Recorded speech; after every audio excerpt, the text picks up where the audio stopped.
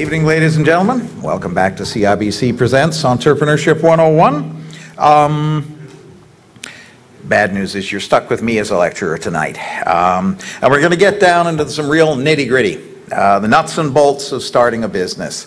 And basically, the premise here is that you're sufficiently excited by what Raphael taught you last time, and that you're all inspired to go out and set up your own business.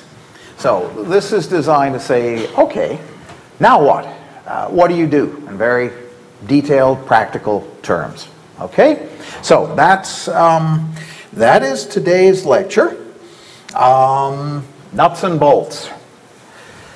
There's a basic premise here that I think is very important. Many of you here are still in academia, graduate students, postdocs, and that, and you are part of an ecosystem. And it's an ecosystem of faculty, of co-researchers, of collaborators, and other labs around the world in your discipline. And there are established means of communication, there are established organizations and conferences, and you play in that ecosystem. And part of the learning in graduate school is understanding how to work effectively in that ecosystem. And in that in that ecosystem, your product is knowledge, and you're getting the knowledge out to the rest of the community. If you're going to set up in business and make a product, have a service, I think a key message is you have to learn how to play in a different ecosystem. And this comes back to something I said in an earlier lecture. Remember, the world works right now without your new product or idea. It's getting by just fine. You have to elbow your way into an existing infrastructure and earn your place there with customers, suppliers, and all that. So it's not just about, well, I'm going to go into business. It's how do I fit myself into this bigger picture? How do I help myself succeed? And that's what I want to emphasize today. So there's a number of different businesses, and I apologize. This is a new lecture for this course, so I didn't have old slides to go back to. And I have to get the slides in on Monday for AV to get them prepared. And as usual, I had a lot of thoughts after Monday about stuff that I should put in the slides. So I'm going to wing it a little bit and talk about some stuff that's actually not up on the slides, and I apologize for that. There's three ways that you can set yourself up in business. Sole proprietorship, a partnership, or as a corporation. Let's deal with the partnership first.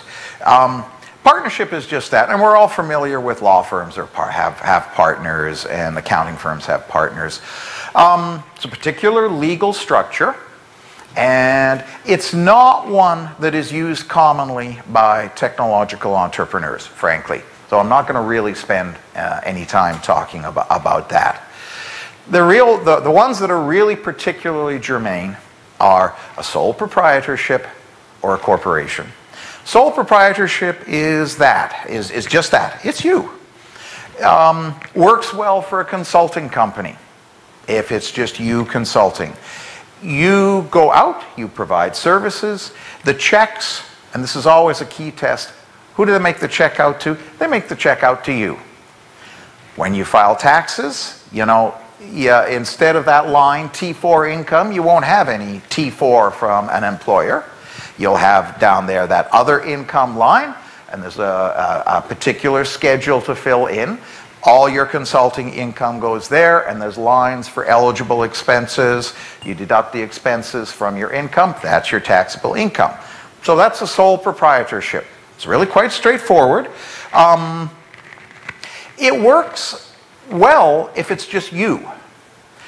It's not so good if you've got employees. Now you can, there's a line there for costs for consultants and employees, but if it's more than you who are working together on a product or something, the sole proprietorship model just doesn't work very well. So that's why everybody says, fine, we'll incorporate.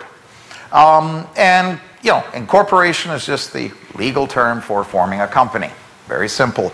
And it has a number of practical advantages. It allows you to form a corporation jointly with a number of other people and share ownership. And a corporation is a distinct, separate legal entity. Okay? In law, it is a person. It has all the rights of a person.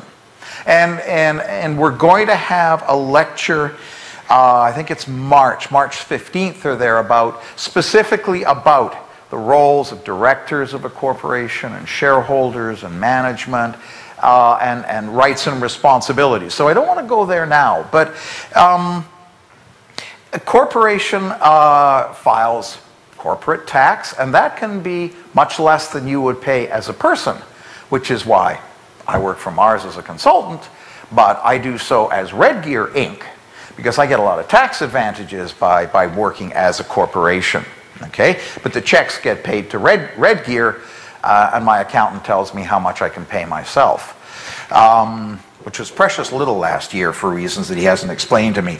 A corporation is a vehicle into which other people can invest. Again, sole proprietorship, they can't really invest in you, but they can invest and take ownership in a corporation. So there are a lot of reasons as a technical entrepreneur to create a company and use that as your vehicle for moving forward. And that, as an entity, can own your intellectual property rather than you, and have all of those benefits that another individual would, but as a corporation. So, so your ecosystem, and actually, let me just finish with the rest of this slide. So, it's not, okay, we're talking now about you, Inc. You have to develop links with, and I just listed a subgrouping of the entities that you have to link up to in your ecosystem, and that's including, you know, obviously your customers and your suppliers, but government, regulatory bodies, trade associations, and the list can go on and on. I'm going to talk a little bit about all of these. So we start off with you, Inc. Your suppliers, your customers. How do you create you, Inc.? Well, in Canada you have two choices. You can incorporate as a federal corporation or as a provincial corporation. I have included the web links here because I want you to be able to go and download these. I am not going to go into a lot of detail about the process, and I'll come to why in a moment. But there is the Canada Business website, which is here. It's an excellent website. There is a wealth of information there about, not just about incorporating, but some pretty good business advice. So I'd strongly advise going there. And one of the links they will put you through to is the Canada Business Corporations Act, which is down here, which tells you everything you wanted to know about getting incorporated. And I will caution you, the guide to the Canada Business Corporations Act is a 1.68 gigabyte file. You do not want to be downloading that on a dial-up connection. And again, you'll understand why in a moment. I don't even think you really want to be reading that. And I'll explain why in a moment. But you can, if you want to do it yourself, you can go online and they will try and walk you through everything that you need to do to incorporate federally. Okay? You can incorporate provincially. And again, there's a Service Ontario website, which is down here, and that will put you through to the Business Corporations Act that's here, and I didn't even dare look and see how long their guide is. Okay? Why would you incorporate federally versus provincially? I have been involved in incorporating probably over 20 companies, and I honestly couldn't give you an answer to that.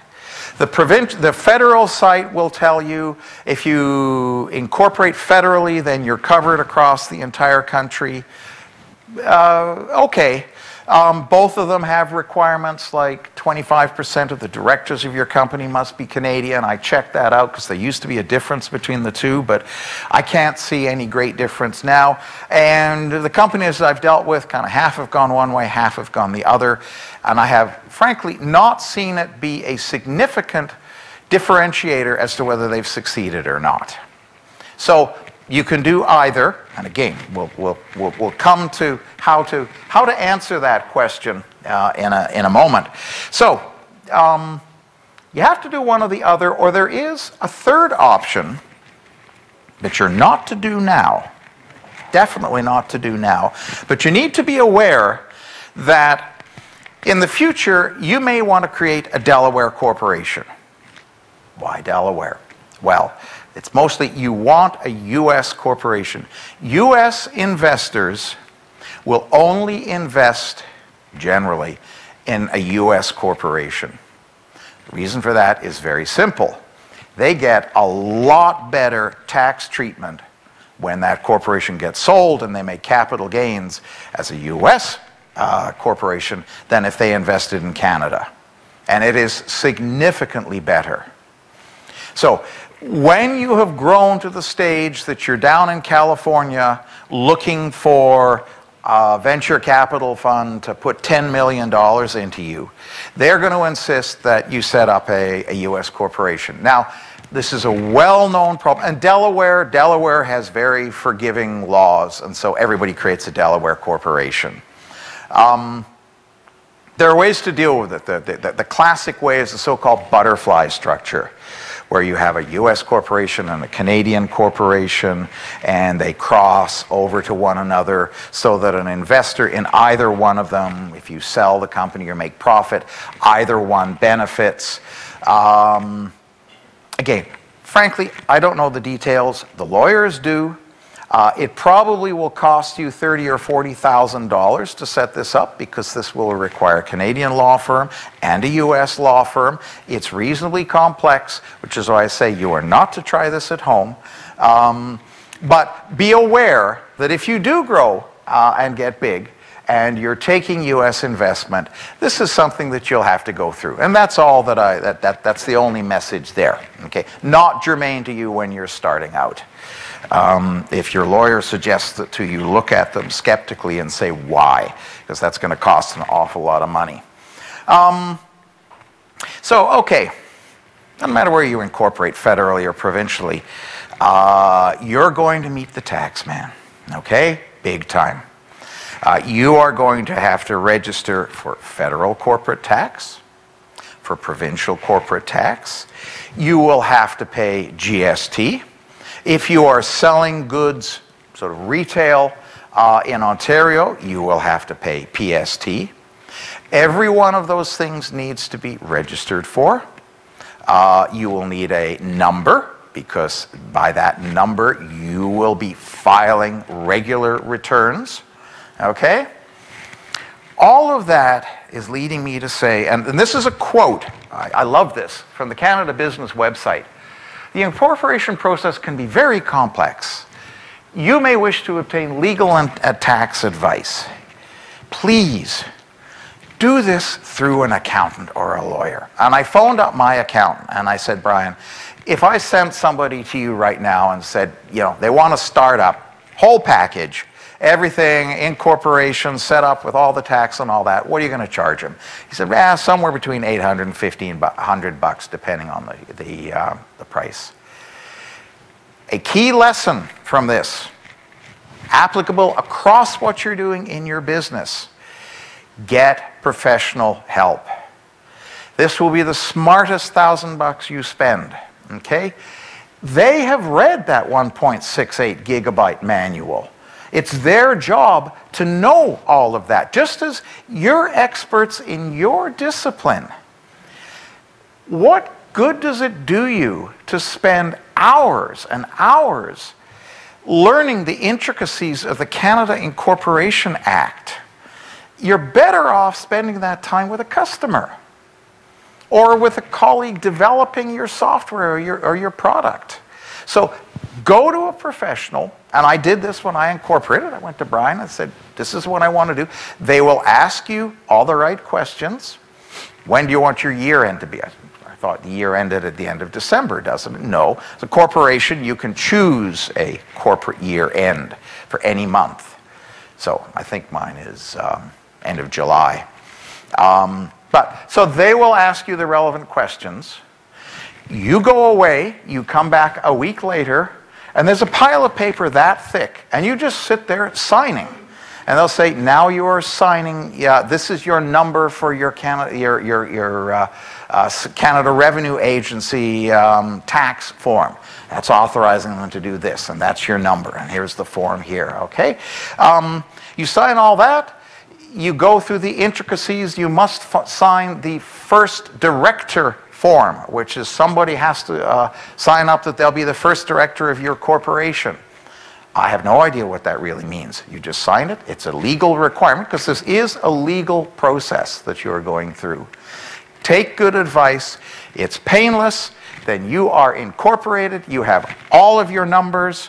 You have all the reporting requirements. And again, your accountant will sit down and say, okay, you have to pay this quarterly. You have to pay this monthly. You need to do all this. They can lay all that out for you, and you're in business, okay? And I see a colleague of mine at the back of the room there, Chris, who would, I'm sure, be glad to help any of you in the process like this, okay? Do it with a professional. Use your time where it's most effective. What else did I want to say about that? Okay, so lesson one, and okay, going to have to start keeping financial records. Some of you may be familiar. This software, QuickBooks, is the standard one out there. You know, don't do the shoebox. You need to start tracking expenses, and we'll make it very clear why it's important to do that in a few slides further on. But this is a business. You have to track expenses, you have to track revenues, because you'll need all of those records when you're filing. So get your accountant to help you get a nice, they're cheap, they're $100 or so. Get a good software package to help you start keeping proper records. Okay? That's essential because you don't want, again, a year and a half from when you set up, you're actually starting to get some traction, you want to get someone to invest in you. If you sit there and say, well, I don't really know if we made any money last year or not. I think we did, but I can't really tell. It's not a real, confidence builder. So start off on the right footing, and a professional can easily advise you and help you get set up. Okay, so now your ecosystem has expanded to include the federal and provincial governments and an accountant. Okay, it's getting bigger. Let's say, however, that you Inc. Is actually 3 of you who share ownership in a patent that you're trying to commercialize. You Inc. now has 3 shareholders. You have got to get a shareholders agreement in place. Do not take a handshake. Do not assume that, yeah, we're all equal in this and we'll go forward on that basis. It doesn't have to be 100 pages. It can be handwritten. I don't really care. The lawyers will shoot me for saying that. But sit down, and this is tough, but this is basic nuts and bolts. Sit down with your co-inventors and agree on how the pie is being shared and what everybody is doing going forward. I cannot tell you the number of times I have seen problems. I actually had a session with a company, an entrepreneur that I'm mentoring, who was bringing on a colleague who was going to be kind of the lead sales guy. And they arranged to meet me one evening, and I sat down, and they basically got into a fight. I was prepared to sort of give business advice, and I was like a marriage counselor. I'm sitting there saying, well, no, you're not listening to him, and I don't think that's what he said.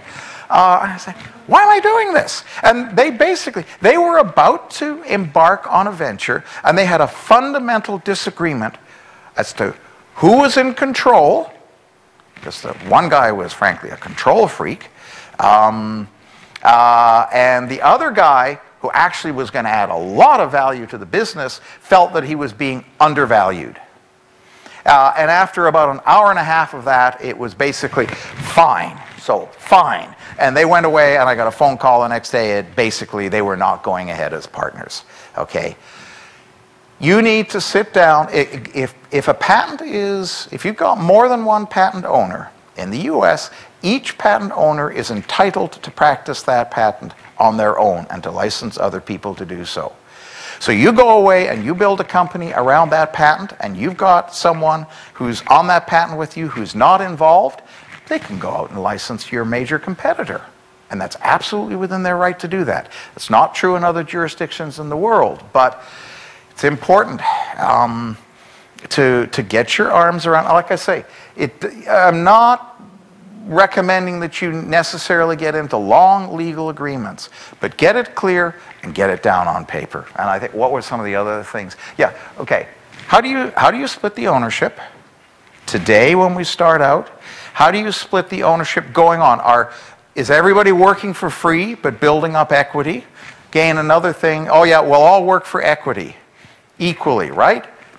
A year down, I haven't seen you for the past 6 months. The two of us here have been busting our butts here trying to make it succeed.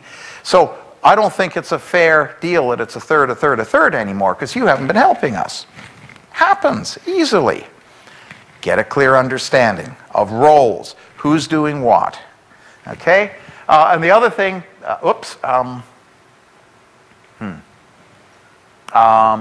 assignment of intellectual property, absolutely get that in writing. Again, I've had an experience with a company, 4 co-founders, everybody's copacetic to start with. Get about a year into it, one guy's unhappy, the rest are unhappy with him. He gets turfed from the company. Guess what? He says, I never really assigned my IP into the company, and I'm the inventor on the lead patent, so stuff you guys, that's mine. And by the way, you can't practice that anymore.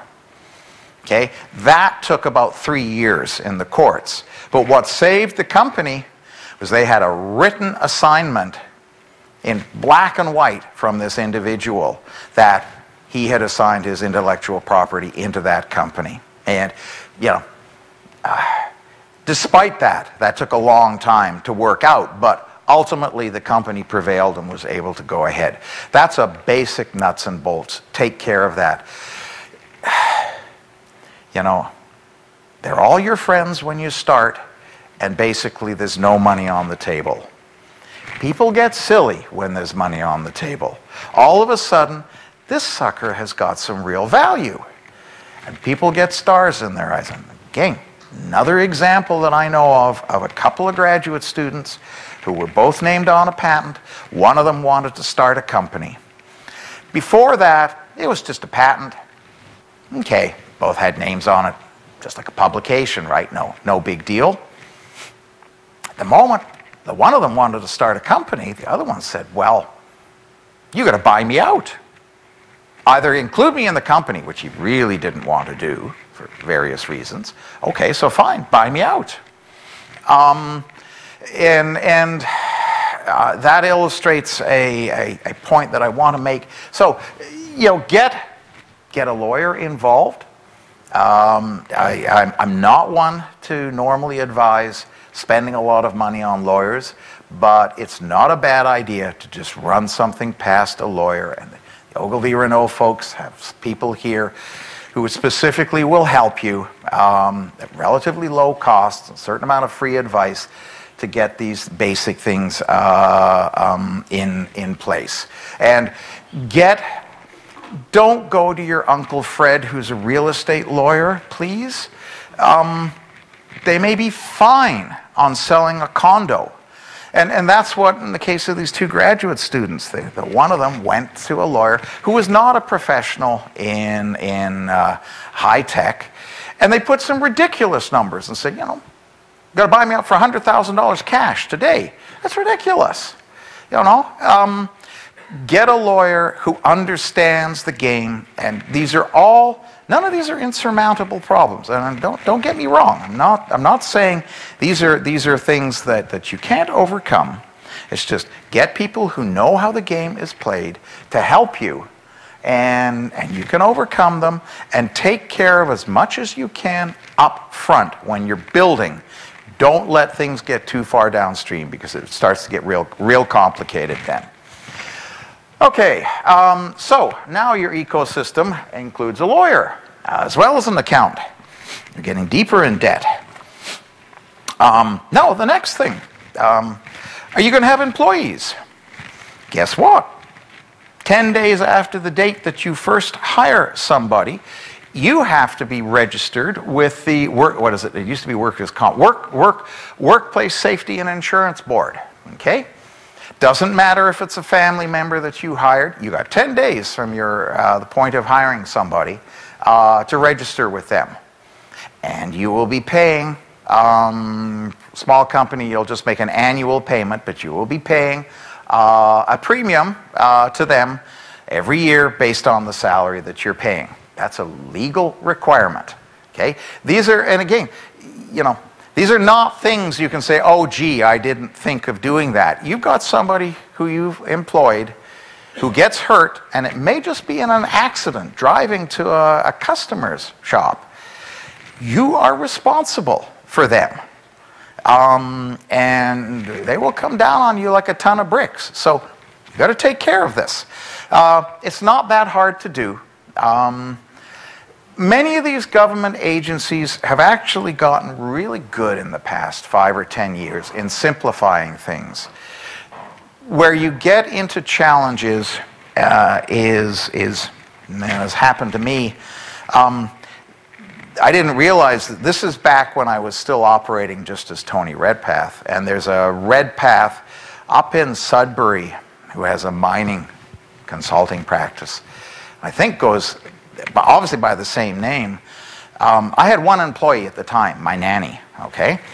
I get a notice from what was then workers' comp, failing to file the employer's record of an accident. So I go to Sally. Did anything happen? No. Apparently, if something happens, an employee has to file a record, and the employer has to file a record, I guess, so that they have the two versions of the events. And so I didn't really pay it much attention. I think I fired them a letter. I think they're based up in Sudbury, and said, I think there's some confusion. 3 days later, I get, you are being assessed a $500 penalty because you have not filed this. You know, pay immediately, which galvanized me into action, and I phoned them, and it took about a year to resolve, which leads me to a second point. You get a good accountant. My accountant has a very simple policy. Charges a set fee. If I pay him 10% more, he'll handle all that stuff. I just fax it down to him and say, Brian, I don't understand this, take care of it. And he gets into the dialogue that says, I think that you misapplied this payment to this, or there seems to be a misunderstanding on this, and he takes care of all that. That's the best few $100 I spend every year, because all of this chatter with the government, and there's all sorts of it that takes place, it all sucks time away from you. And, you know, your time is probably your most precious commodity when you're starting up a company. And you got to focus on what, you know, will being in a dialogue with a clerk in the workers' comp in Sudbury advance your business? No. Frankly, being in dialogue with anybody in government is not likely to advance your business. Being in dialogue with your customers, with your suppliers, with your co-developers, that will advance your business. Use your time wisely, okay? If you've got a little cash, and it doesn't have to be a lot of cash, use the professionals to take care of that sort of nonsense. It will repay you many, many times over. What's the next problem we have to deal with? Okay, so now, as I say, we've got to know, and I put the government in gray for obvious reasons. So you've got the Workplace Safety Board up there. So your ecosystem's getting bigger. Company name. And trademarks and patents. Now, you know we're going to have a lecture on trademarks and patents coming up in the new year, so I'm not going to spend a great deal of time on that. But you may have a cool name for your company, or you may have a trademark name that you want for your product. Not expensive. Do it now. When you register your corporation, your name for your corporation will be checked. There's a Nuance, NUANS is a service that does name checking. And there are rules about, federally, that's one advantage of federal incorporation. They check across Canada. So if your name happens to be Tim Hortons, and you are manufacturing a cylindrical device, and you want to register the name of Tim Hortons Donuts, you're going to have problems, okay? So, but they will check. So when you incorporate, the basic check will be done on your name. But get it, if you've got some cool names or some cool product names, again, this is basic startup stuff, protect them while you can, okay? Trademarks and patents, again, that's obvious stuff. You're protecting your core intellectual property. That's important enough that we've got a whole lecture on that subject, but you want to be sure that you're taking care of that very early on in the game. So where do we go from here? Okay, I mentioned the importance of keeping accurate financial records. The scientific research and experimental development tax credits, SHREDS. I'll give them credit. It's a brilliant federal government program. As a private Canadian corporation, you can get back 35%, is it, Chris? Yeah. Okay, even better. Federal plus Ontario, 41.5% of all eligible expenditures on scientific research and experimental development. It is, so you remember the Friends, family, and fools. Your family foolishly invests $100,000 in you.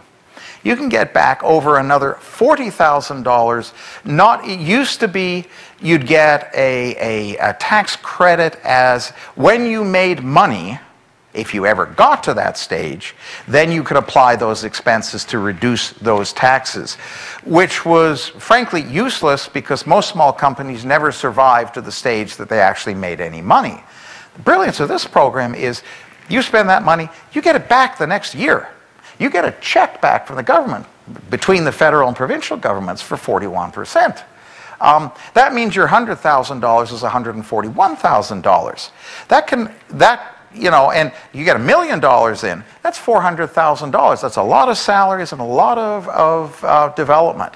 So, very important to build yourself from day one, since I'm assuming, in early days, you're going to be doing a lot more research. You're going to be doing a lot of development. Now, there are certain things that are eligible. And I've listed them up here.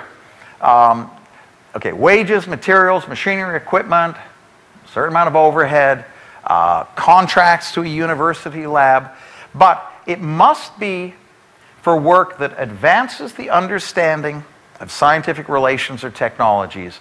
It addresses a scientific or technological uncertainty and this is important, incorporates a systematic investigation by qualified personnel. So your market research is not eligible.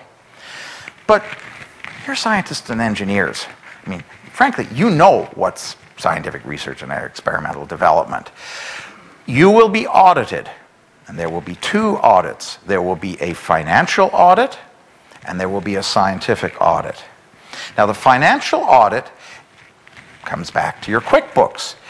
Make certain you have an accurate record of eligible expenses, because they're going to want proof that you spent the money on eligible things. Again, this is forewarned is forearmed. It's not hard to set up if you start out this way. So keep tracking those scientific expenses and those development expenses. And you know, you got to be, this is something where it is worth reading the rules or getting your accountant or your advisor to coach you, because routine measurement and data collection is not eligible. So that comes to the other piece of record keeping that most people don't think about when they start a company, and that's preparing for the scientific audit. And that's the key thing here, a systematic investigation by qualified personnel. And I've gone through these. And I had a guy come in. I had a lab. Man, I had about 4 PhDs, test tubes in this chemistry lab, doing all this good stuff, okay? For God's sakes, it's science. The guy come in and says, well, prove it. Where was your system, where is your systematic investigation? I said, well, we know what we were trying to do, and so there's lab books and all that. What they wanted was, on day one, a statement of the problem, a statement of the uncertainty, a statement of the method that we would use to research and address that uncertainty, and sort of a statement of the outcomes. Okay, you could all sit down and write that right now without stopping to take a breath. I mean, it's a no-brainer. Do it up front. This is laying out my scientific program. Keep a monthly record of, you do that if you were doing contract research. In many of the labs, you're doing that anyway. So run it like a real scientific research project. Then when the auditor comes in, you open your filing cabinet and pull out the file and say, here it is. Here's the setup for the problem. Here's the definition. This is what we set out to do. Here are all the monthly reports. These are the challenges that we met. It's all laid out, and you just go through it very smoothly. Now, I have no concern that this audience is going to have problem. I'm not going to try and teach you how to run a scientific project, but don't forget, if you want to be eligible for this, make your life simple, track all that. And then when you apply, you'll have to do a report. And there are folks who can help you file for a shred. This is sufficiently important that there's a small industry of advisors who coach companies on how to file a shred application. Again, it sounds kind of boring, but at 41, stretching your dollar by 41.5% is really significant. It has kept any number of companies alive. They spend the money, they're a little short, that money, and you can factor that. You can go, there are people, it's sufficiently secure that you will get it. You reach a certain stage that there are people who will lend you 70%. So you can get the money even faster, because it does take a little while for the government to process the checks. So you can factor it, get 70% of the value, using that, your application as security. It comes to the lender's part of financing your company. And then when it comes in, you repay them the 70% plus their profit on it, and you keep the rest. So helps keep you going, okay? So now, networking. And I'm just looking at my notes. Okay, other basic stuff that you need to do, again, just as you had an academic network. When you start out, think about plugging yourself into a business network. And the obvious things are things like trade associations, okay? Great place to go trolling for customers. I don't care what you're doing. There is a trade association connected with it. Okay? Join it. Go to the meetings. Invest. That's a good investment of time. Or at least try it out. They're not all the same. But you may find your customers there. You may find your competitors there. a good place over drinks to find out what's going out. This is part of your ecosystem. You know, join it, become part of it. Trade shows, just as you go to academic conferences as a researcher, you should be going to trade shows. That's a must.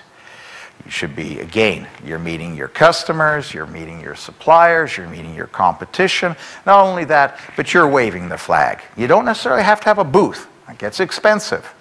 But you should be out trolling the aisles of the trade shows to see who's there and what's happening.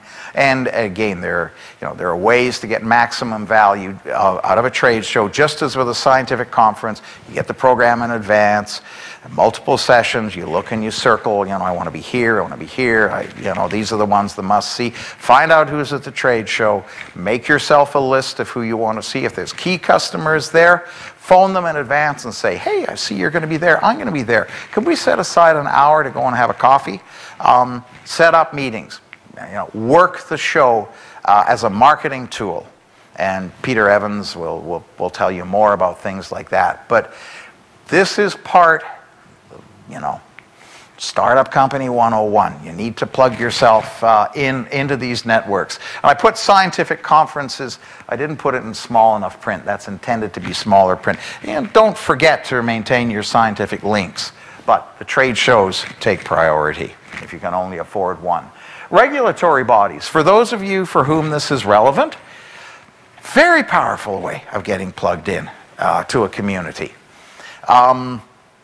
Okay, these all take time, but if you can get on a key committee that's setting standards, that's a great way to understand what's going on, hopefully influence the way things are going on, or at the very minimum, make certain that the door is not being closed on you, and it establishes you as a player. So, again, academic world, we tend to sit in our own labs, and it's very much an individual pursuit. We're responsible for doing our own research, and we publish our own papers. You're now in a much bigger system, and people are, just as they say, okay, yeah, you're the guy that wrote that paper. That's very well respected. You're the person that served on the committee that created that standard. That was a good piece of work. You get cred. Okay, you get business cred this way. So think about that. Your bank is part of your network. When I started running my company, I'd been a postdoc for a number of years. I really had absolutely no idea. And I sat down with my bank manager, and we might as well have been talking different languages. I didn't understand what she was talking about, and she didn't have a clue what I was trying to explain to her. And that made it real hard when checks were late coming in, and I had to convince her to cover payroll at month end. To this day, I still worry at month end, even though I don't have employees anymore, because month end was always a nightmare. Was there enough money to cover payroll? And if there wasn't, could I plead with my bank manager to honor those checks? Because trust me, there is a payment coming in from a client that they've said will be in next week. Go early, talk to your bank manager. Impress your bank manager with your passion for what you're trying to do. You don't have any revenues, but if they know you, and it's just human nature, they know you as a person, they've chatted with you, you've taken the time to sit down and explain your vision, what you're trying to do, and they're much better these days. They have bankers who deal with high-tech ventures, and they're more than happy to bring in a specialist, a life scientist specialist, manufacturing specialist, who actually does understand what you're trying to do. They can give you good advice. But more importantly, when you go in and say, I need a corporate credit card, because I need a line of credit on that credit card. If that's the first time that they've really spent any significant time with you, natural response is going to be to say no. If, oh yes, how are things going? Yeah, I remember you were big on this. Did that happen? It did. Good. Yeah, okay. Now they have limits. They don't have a lot of latitude. But become a known entity. They're part of your ecosystem, okay? So who else? Yeah, play with Mars. Don't go away and be strangers. Come back and link in with Mars. There are regional innovation networks in Waterloo, that's Communitech, there's Ocre in Ottawa, there's all sorts of organizations out there. Plug into them. They can help you network, they can do a lot of useful things. They are part of your system. And don't forget professional bodies, Professional Engineers of Ontario. Those are good groups of like-minded folks. Now, the challenge here, I gotta say, is if you spend, there's a danger. You can spend all of your time doing all of these things and not really looking after business. So you have to be judicious as to how you use your time. But these are all things that you need to consider, spending time with in advancing your general cause, because they are part of your ecosystem. I put the bank in red, since that's the color of the day these days for banks and that. And all of these, and don't forget here that trade associations and that, they're a link into your customers as much as they are into you. So I think that's about the end. Oh yes, some don'ts, and I stopped after 3. Because this can go on at some length. Don't commit yourself to a big office space. I've seen people, big dreams, okay? If you have to start in your basement, then start in your basement. And IKEA makes great furniture that's cheap. In fact, I didn't appreciate this till fairly recently. In fact, you can order office furniture. They'll deliver it and install it for you for a ridiculously low price, okay? Message there, keep it cheap. And particularly today, there's a very, very depressing slideshow that you can see on the web from Sequoia Capital. It's a very big US venture fund that is all doom and gloom. And they have a large portfolio of companies, and right now they're just telling all their companies, conserve cash, cut your burn. Because the companies that survive are the ones that spread their dollar as far as they can. And that's the old adage, I want you to toss dimes around like they were manhole covers. It's just good business advice when you're early stage, cash is short. Don't commit yourself to large expenditures. You may have to scramble when you grow. Better to have that problem than to run out of money. Okay. Second thing, don't hire your relatives simply because they're there. And a corollary to that is don't just hire your lab mates. I had a physics prof come in once seeking money to fund a company, and their business plan. This was a theoretical physics prof. The first 6 hires in the company were going to be theoretical physicists. You sort of say, what's wrong with this picture? Is there going to be somebody who can sell something? Look at what you need in your team. Hire what you need. That's tough. You don't necessarily want to hire your friend. And again, I've seen startup groups when, as an investor, you look at them and say, what's that ad? You gotta go, you gotta go, you gotta go. You say, a hard-nosed investor, this person's contributing, this person's contributing. These guys are not contributing. Get the team, it's easier to say than it is to do when you've got friends and that who are willing to pitch in. Focus on building the team that you need that will get you there, not just because it's a warm body who's available to help out. You could use that maybe for short term, but you need to be looking for people that will really drive you to success. So I think that's about it. As I say, there's all sorts of other lessons, but they tend to be specific to every individual opportunity. Happy to answer any questions.